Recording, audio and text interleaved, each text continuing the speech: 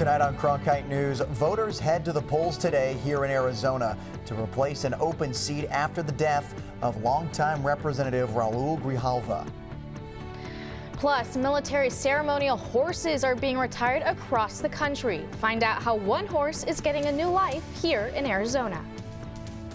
And what do the Cardinals coaches have to say to fans after a 1-point loss in San Francisco? Good evening and welcome to Cronkite News. I'm Nate Mills. And I'm Grace Johnson. Thank you for joining us. We begin tonight as voters head to the polls for a special election to replace a well-known representative in Arizona. Adelita Grijalva is running to take the seat of her late father. Yeah, that's right, Nate. Grijalva faces off against Republican candidate Daniel Gutierrez for an empty seat in Congressional District 7. Our Macy Markham is in Tucson with more. I'm standing in Tucson outside of the John Bell Center, today being used as a voting center, Southern Arizona's District 7 special election. Flying up here so far, we are expecting a lot of mail-in votes. In fact, the Pima County Recorder's office has already counted more than 55,000 mail-in ballots, but polls don't close till 7 p.m. Now, the seat was actually held by Raul Grijalva from 2003 up until his death in 2025. And today, we see his daughter Adelita face off against Daniel Gutierrez, the same man who challenged her father's seat just last year in 2024. Now, like I said, the polls don't close until 7 p.m. tonight. We are expecting to hear more from the candidates as the evening months are. In Tucson, Macy Margot, Cronkite News.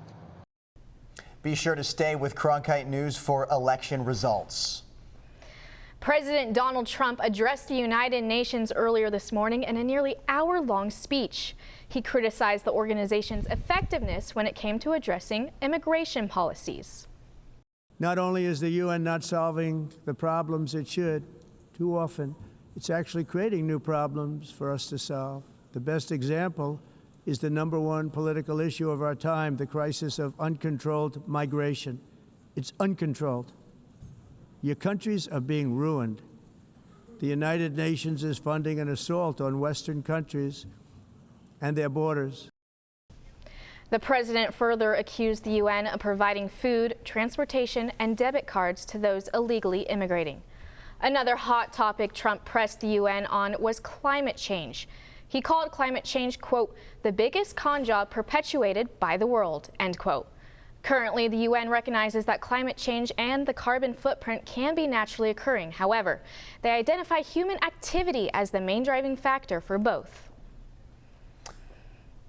Also today, Ryan Ruth, the man who attempted to kill President Trump last year, was found guilty on all charges.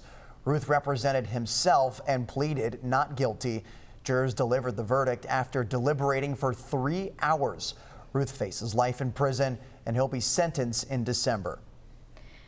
Continuing with national news, President Trump officially linked the use of Tylenol to autism, something that he hinted at during Charlie Kirk's funeral service in Glendale on Sunday. The president claimed yesterday that using acetaminophen while pregnant can lead to an increased risk of autism.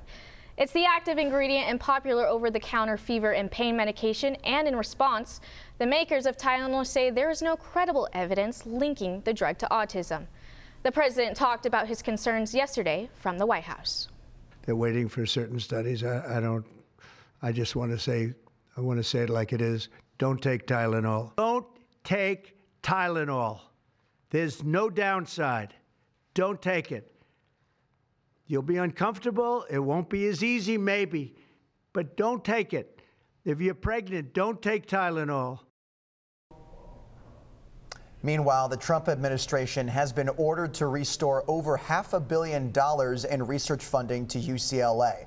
The judge said that the government likely violated the Administrative Procedure Act. The act requires that federal funding cuts follow specific procedures. Earlier in the year, UC Berkeley was investigated by the administration for claims of anti-Semitism on campus. Following the Berkeley investigation, congressional Republicans began looking into the LA and San Francisco campuses. These investigations prompted the Trump administration to block more than $580 million in research grants.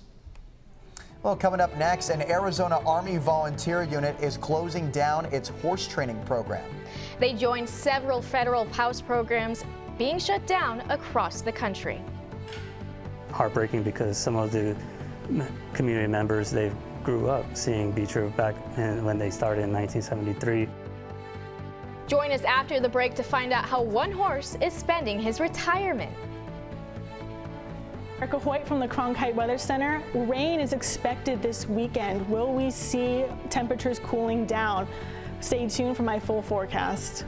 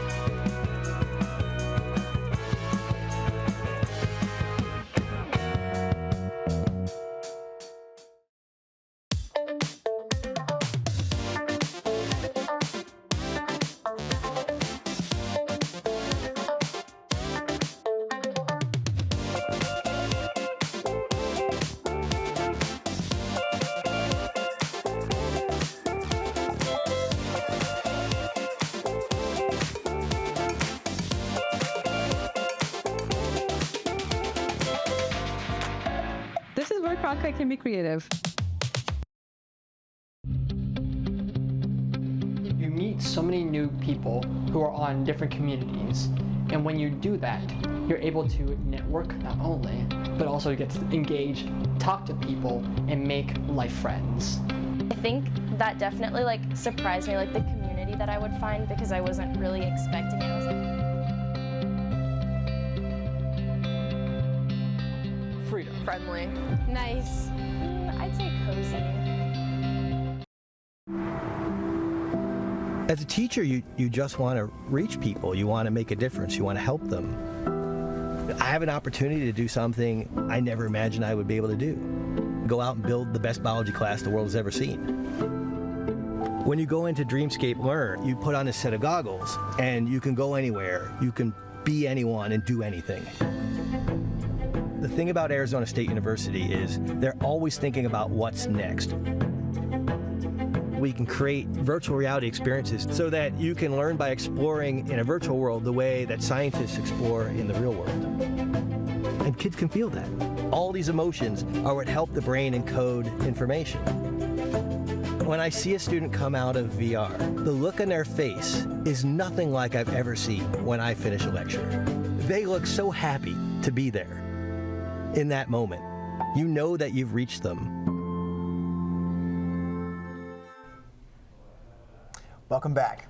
Horses have been used for many years in the military in different ways. The most common interaction civilians have with military horses are through ceremonial productions.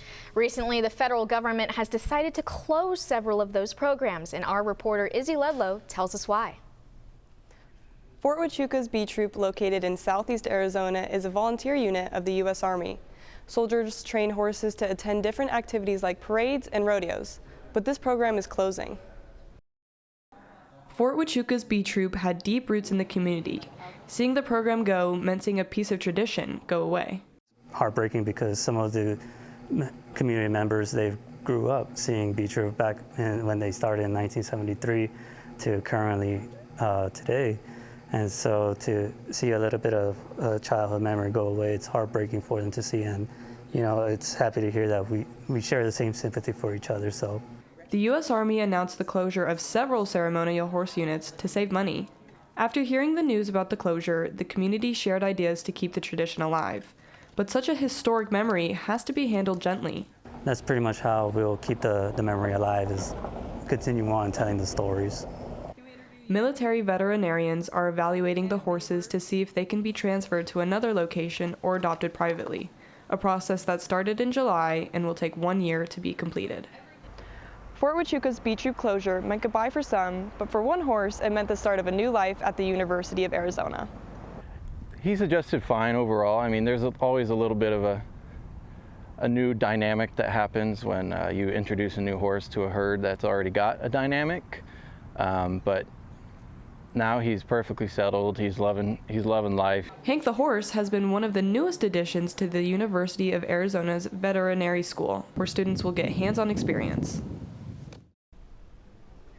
Other horses from B Troop can be repurposed to continue their days of work, or they can retire and spend remaining years on the pasture.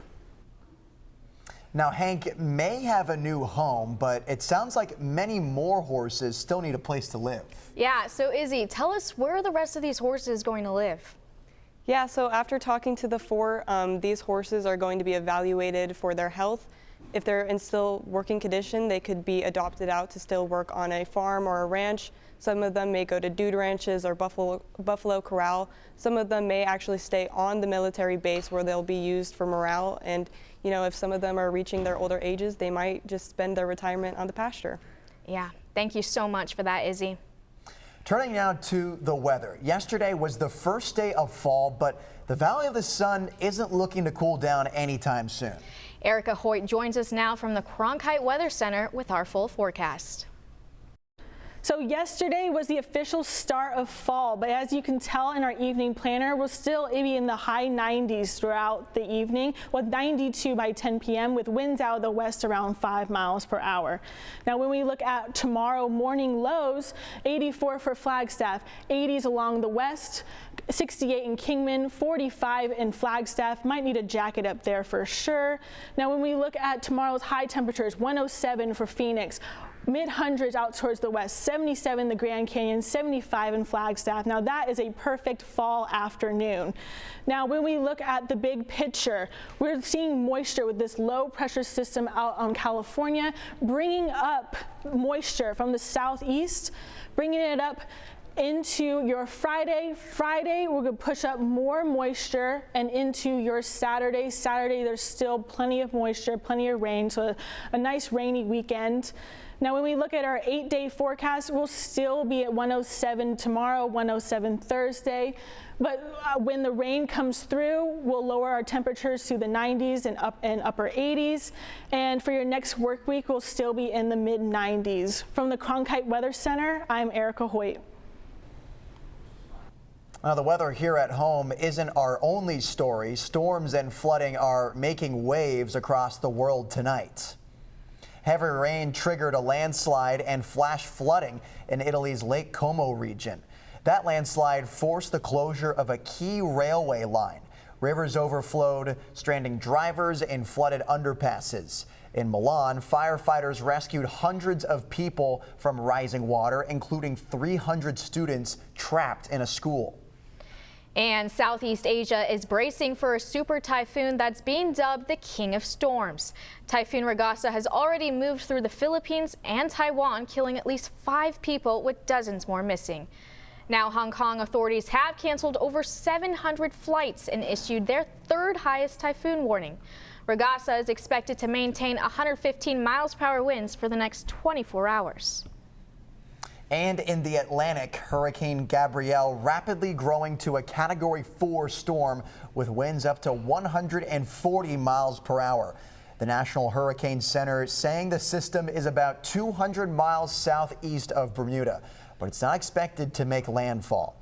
Gabrielle will bring some rough surf and some rain to the island before weakening later this week.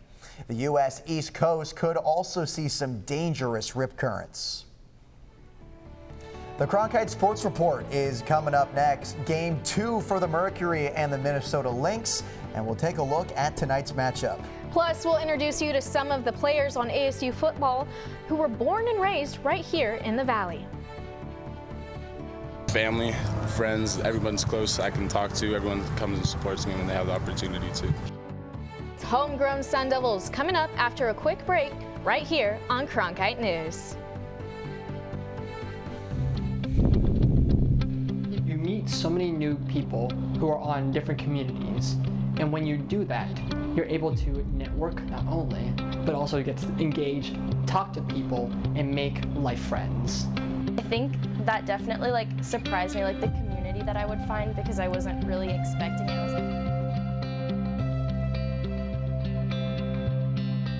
freedom. Friendly. Nice. I'd say cozy.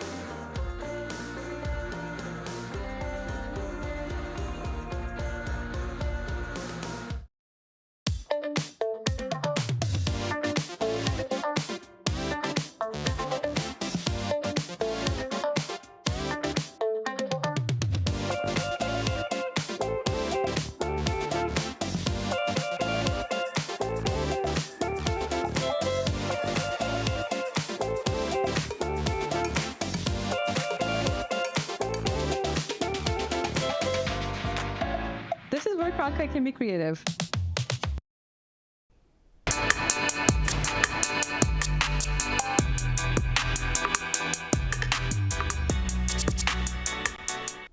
Welcome to the Cronkite Sports Report. I'm Adam Cunin.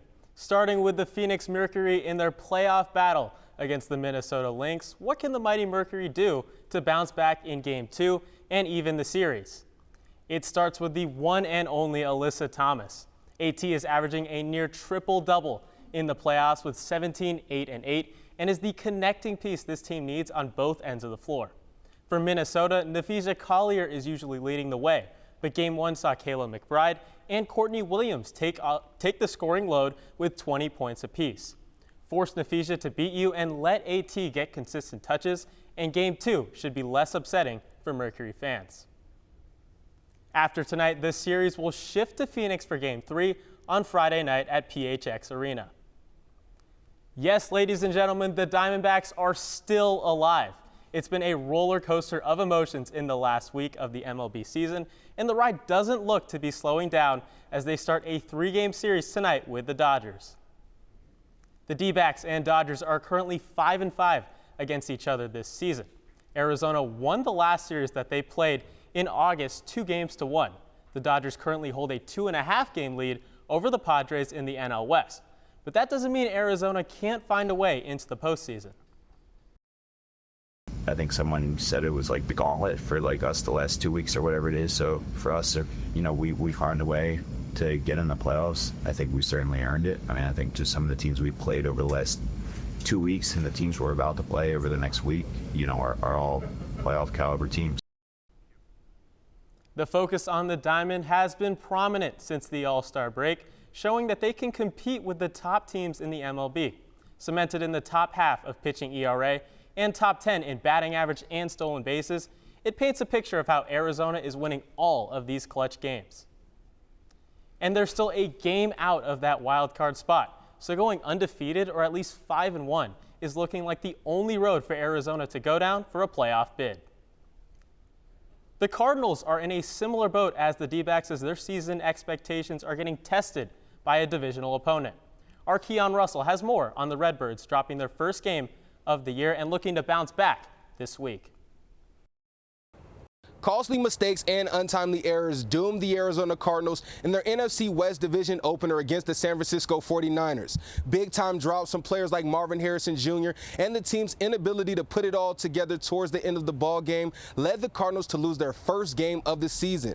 Now in a short week, the Arizona Cardinals look to turn the page as they welcome in yet another NFC West Division opponent, the Seattle Seahawks. For all three units to play better individually, we all have to play better, you know, and obviously that starts with the coaches, like we got to coach better, but those little details and it's really some techniques that we're hurting ourselves, you know, and you got to do those things right because, you know, the NFL, you're in tight games, and if you don't do those things right, enough of those things right, it's hard to win. Learn from it, and you have to move on right away. We got a great opponent coming to our house on Thursday night, excited to be in front of our fans, so that focus shifts so quickly. But I think that's also a blessing at times, and it goes both ways, win and lose. So, but there's very little time left on the previous game, regardless of when you play, certainly on a short week. Things won't get easier for the Arizona Cardinals as they lose one of the leaders of their group, James Conner, to a season-ending foot injury. With the injury sidelining Conner for the remainder of the season, second-year Trey Benson looks to be the one to step in those shoes and provide to be that workhorse running back the Arizona Cardinals are looking for. In Tempe, Keon Russell, Cronkite News. Now on to college football. The Sun Devils are still riding high after the game-winning kick last Friday. After a shaky home opener against NAU and a loud road loss to Mississippi State, wins like one at Baylor give the Sun Devils confidence moving forward in conference play. Big 12 play doesn't get much more exciting than endings like this. It looks like Jesus Gomez knew instantly that this ball was going through the uprights, and it might be due to how Coach Dillingham and his staff watched Gomez's preparation during the week. You guys come out to practice, we'll see. We don't kick them as much, throughout the week. And when we're doing field goal, he stands 30 yards behind, taking his steps, simulating like he's kicking on air. I mean, that level of focus is why I have so much confidence in him. It matters to him. And when it matters to somebody, you can trust him. That's the story of Jesus Gomez, a Mexico native and former Eastern Michigan kicker. Now, what about the stories of the homegrown talent here in Arizona? London Christensen has more about how Arizona State is building their team, with 19 players on their roster who played their high school ball here in State 48. The state of Arizona produces its share of football talent, and some players have a special opportunity by staying close to home. For these athletes, suiting up for the Sun Devils is about more than just football. When I was a senior in high school, my brother Trenton at the time was in his freshman year here at ASU. So kind of just following in his footsteps. He was already on the team playing football. It was a pretty easy transition. For players like Coben Bourget and Prairie Young Black Goat, staying local keeps their biggest fans right in the stands. My family being able to come up, I mean, they're less than an hour and a half away. Being on the team the last 4 seasons with my brother Trenton is something special. Just the family aspect. Family, friends, everyone's close. I can talk to. Everyone comes and supports me when they have the opportunity to. It's not just the players who see the value in staying close to home. Assistant head coach and special teams coordinator Charlie Reigel also knows the importance of keeping local roots in the program. For obvious reasons, people can get behind the local players. They follow them through high school. With the ability to transition from high school to college, they can follow them and build, a longer standing with them, if you will. Reigel, along with other coaches on the staff, take pride in their Arizona ties. We cut our teeth out here, so to speak, and we built our coaching reputations, and we're extremely proud of Arizona high school football because that's what our roots are. And I think that, we'd obviously be lying if we didn't say there's some bias for us for the Arizona high school players. For ASU's local players and coaches, football is a chance to represent Arizona pride in their own backyard. In Tempe, London Christensen, Cronkite News. Arizona pride will be on the line again on Friday night as ASU prepares to host TCU on a short week at Mountain America Stadium. That's it for tonight's Cronkite Sports Report. I'm Adam Cunin. Thank you for joining us. Now back to Nate and Grace at the desk. Coming up next, a Wisconsin man is setting out on a journey. Yeah, Nate, and his trek could take as long as 2 months. Join us after the break to find out why he's traveling such a long way.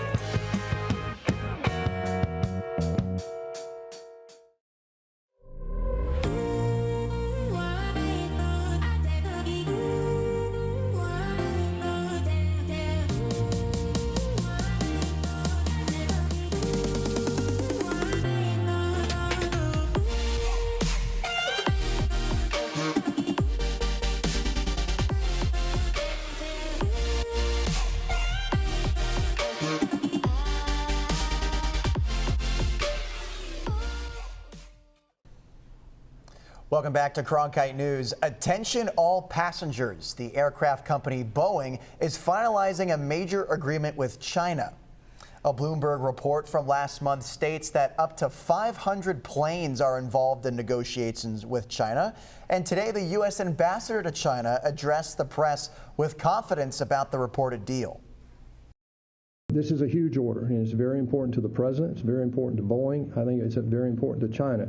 And I think that we're in the last days of that, or weeks of that negotiation. And the expiration of the multi-$1,000 electric vehicle tax credit could cause some to pump the brakes on a big purchase. Electric vehicle buyers beware. You can say goodbye to the $7,500 tax credit on electric vehicle purchases starting October 1st. The move is part of a larger action by the Trump administration. It's unclear whether this will cause dealerships to offer future discounts or price cuts. A biker out of Wisconsin is gearing up to take on a 3,000-mile bike ride across the country for charity. Perry Kusner is asking people to donate $30, or rather a penny a mile, for the trip. Kusner hopes to fundraise for the several local causes, including programs for addiction support and those aiding the homeless. He'll begin his trek in San Diego, California, then take the long ride cross-country to St. Augustine, Florida. Hopes to finish in about 2 months once he sets out on his ride on October 3rd. That's it for tonight's edition of Cronkite News. I'm Nate Mills. And I'm Grace Johnson. Thank you for joining us. And to see top Arizona stories anytime, log on to cronkitenews.azpbs.org.